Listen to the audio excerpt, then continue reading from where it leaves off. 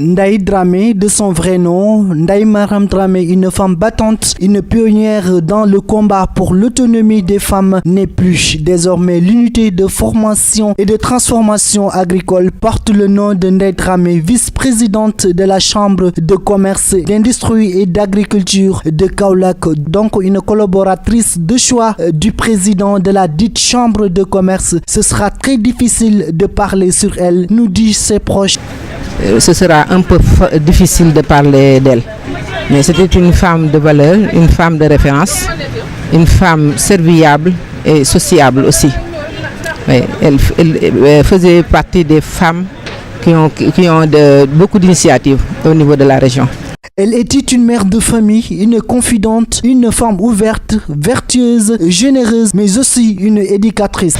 Elle était ma mère, elle était ma confidente. Je retiens beaucoup de choses sur elle. Elle était une femme battante, elle était une femme débrouillante, elle était une femme aussi très ouverte. Elle a encadré beaucoup de femmes à Kaolack. Aujourd'hui, si les femmes sont très bien représentées à la Chambre de commerce, c'est grâce à elle qui a joué un rôle très important. Même au niveau de la Chambre de commerce, quand les femmes ont fait une grosse adhésion à la Chambre, c'est grâce à elle.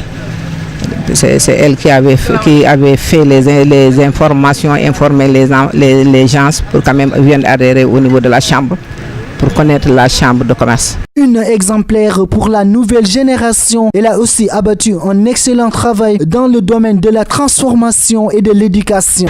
Elle était aussi une exemplaire pour la nouvelle génération parce qu'elle contribuait sur les écoles, sur le développement, sur les transformations des femmes.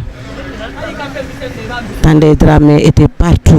Ndaye Dramé, comme l'appelant familièrement ses proches, est une opératrice économique. Elle a fait la navette entre le Sénégal et la Gambie pour des activités d'import et export sur la transgambienne. Commerçante a réalisé des projets dans le bassin arachidier. Ainsi, Ndaye Dramé nous a quittés, mais force est de reconnaître une exemplaire pour la nouvelle génération.